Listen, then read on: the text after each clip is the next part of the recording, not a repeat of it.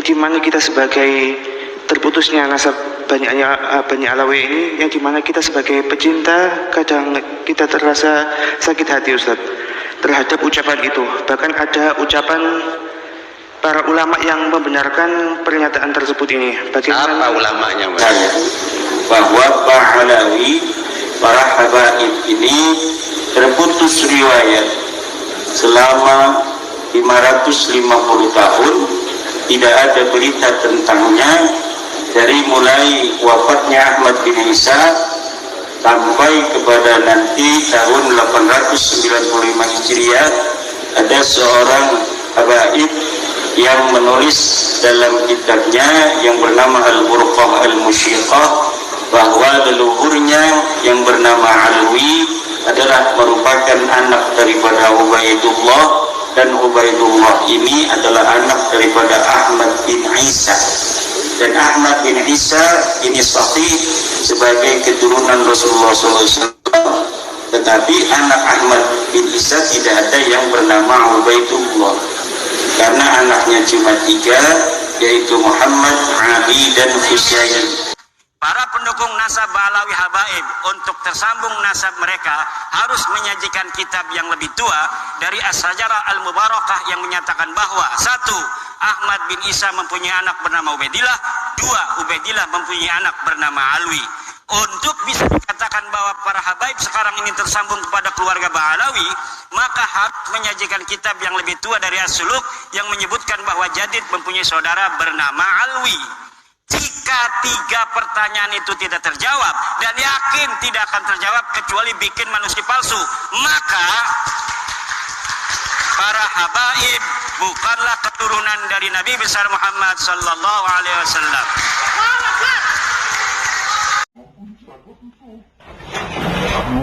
Oke, saya sekarang bersama dengan Dr. Ubaidillah Tamam. Beliau adalah penulis produktif, salah satunya Kiai Cebolek dalam konflik keberagamaan dan kearifan lokal. Dan juga banyak nulis berbagai buku, dan hebatnya menjadi bestseller.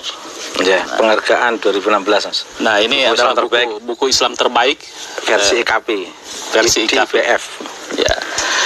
Oke, tadi kita sudah berbicara tentang surat Kiai Cebolek. Ya. Kita sedikit ini berbicara tentang Ki Imad ini. Saya kemarin tuh dengar videonya bahwa Anda itu pidato bahwa Ki Imaduddin itu sebagai mujadid 100 tahun setelah Mbah Hasim. Ada yang mengatakan ini berlebihan, tapi ada yang mengatakan wow, Kiai Imad memang dasar fenomenal, terutama karya-karyanya. Ini akhirnya beliau Bapak Aisyikam juga mengapresiasi karya beliau juga kan, karya Mas Yusuf juga yang wawancara. Termasuk juga Menteri di era Gus Dur mengatakan bahwa intelektualitas Kiai Imad adalah luar biasa dan perlu didorong menjadi intelektual Muslim berkelas dunia. Ini saya catat ini. Dan ternyata di lain kesempatan hampir bersamaan lah Anda mengatakan bahwa Kiai Imad adalah mujadid 100 tahun setelah Mbah Hasim. Ini maksudnya apa ini? Meledek apa ini benar-benar nih? Saya serius Mas. Oh, serius sekali saya. Karena saya itu mengambil clue seorang mujadid itu dari sisi gerakannya. Bagaimana stagnasi itu bisa menjadi bergerak dan membebaskan dan mencerahkan. Oke. Nah, hampir semua mujadid itu hadir karena posisi agama ini sudah seperti stagnan.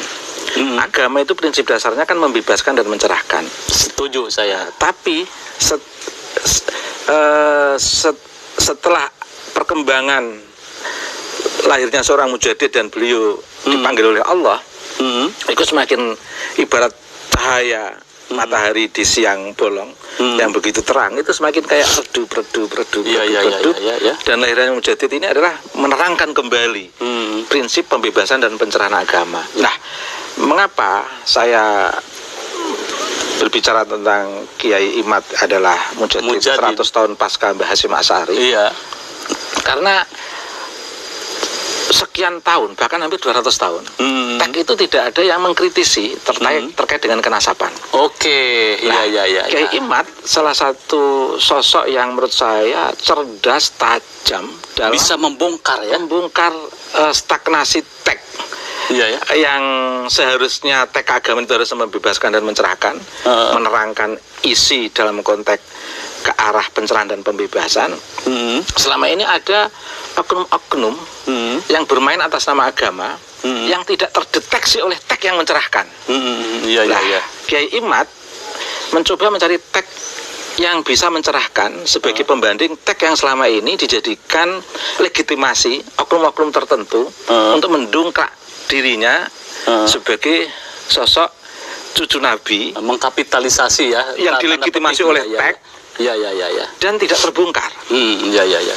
Didukung oleh pujian-pujian tokoh-tokoh terhadap oknum-oknum itu, dan didukung oleh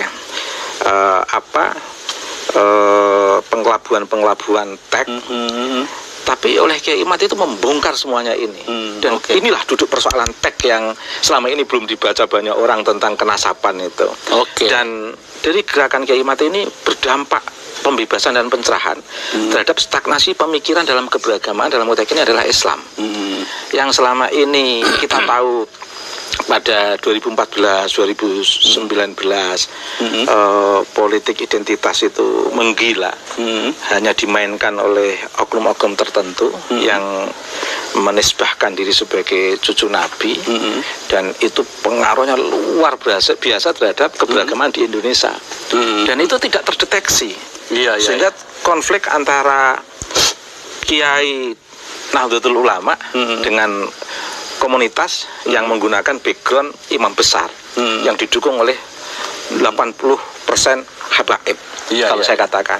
Dan bahkan dalam sejarah KNU-an itu sampai ada Habib yang berani ngerutuk PBNU. Ini kan ironi. Lembaga besar yang diisi oleh ulama besar yang melegitimasi adanya habaib, tapi oleh habaib yang dilegitimasi oleh kiai, sampai jamaahnya mencucuk tangan habaib, kan nggak ada pengikut organisasi yang mencium tangan Habib selain NU. Nah iya, warga NU lah ya. Tapi anehnya menggerutuk PBNU, ini kan ironi sekali.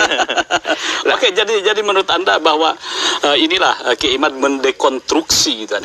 Kalau menurut Anda ini mendekonstruksi atau mendelegitimasi gitu ya? Dua-dua, mendekonstruksi, bukan mendelegitimasi, karena memang pada dasarnya teks yang kita sering kali podcast dengan Kiai Imad bahwa teks nasab bahwa Ubaidillah itu putra dari Ahmad Muhajir bin Isa itu tidak tersambung. Kitab itu tidak ada terbaca oleh publik, terbaca oleh publik duduk persoalan tentang kenasaban ini. Kiai Imad bisa membongkar ini dan punya alasan.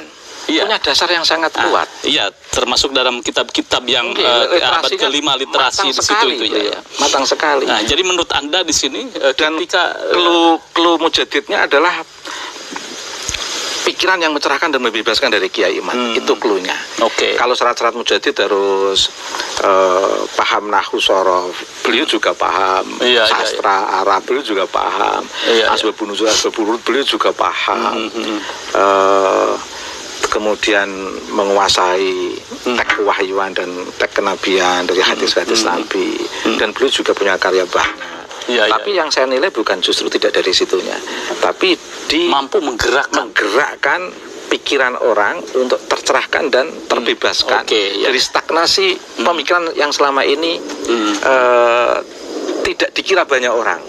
Ternyata ada yang perlu digerakkan dari agama, sehingga tidak berkepanjangan muncul konflik keberagamaan.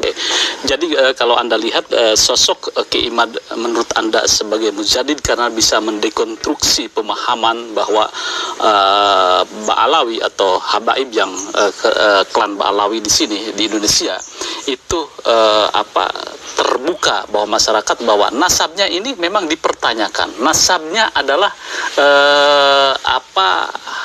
dikoreksi gitu kan ya. Nah, sampai sekarang itu sehingga persoalan husnudzon itu satu hal, Tetapi mempertanyakan kenasaban itu kan hal lain sebenarnya. Betul ya. Husnudzon boleh saja. Sampai sekarang saya masih husnudzon. Habaib itu zuriyah Nabi. Iya. Tapi kan bukan berarti kemudian menutup diri sampai kita terbelenggu dengan adanya teks yang ya. belum terbongkar itu. Kemudian Kiai Imad membongkar khasanah itu kan luar biasa. Dampaknya luar biasa. Pemilu sekarang ini Iya.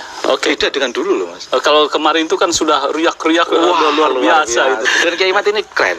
Orang sadar atau tidak sadar, Kiai Imad ini adalah sosok yang sangat mempengaruhi prinsip-prinsip dasar keberagamaan yang penuh toleransi, penuh penghargaan, dan tanpa berbicara rasial, tanpa berbicara komunalisme dan lain sebagainya. Kiai Imad ini bisa mengeluarkan umat Islam dari komunalisme, dari gerakan rasial, dari agama candu, betul-betul menjadi agama yang membebaskan. Oleh Kiai Imad dibongkar. Biar tidak terjadi rasial dalam agama. Dalam konteks ini luar biasa, luar biasa. Jadi memang kalau kita lihat penghormatan warga NU dan masyarakat itu terhadap Habaib itu kan luar biasa. Ada yang sampai mencium tangan, tidak hanya cium tangan loh. Ada yang saya lihat itu di video ini ada yang mencium kaki juga dia.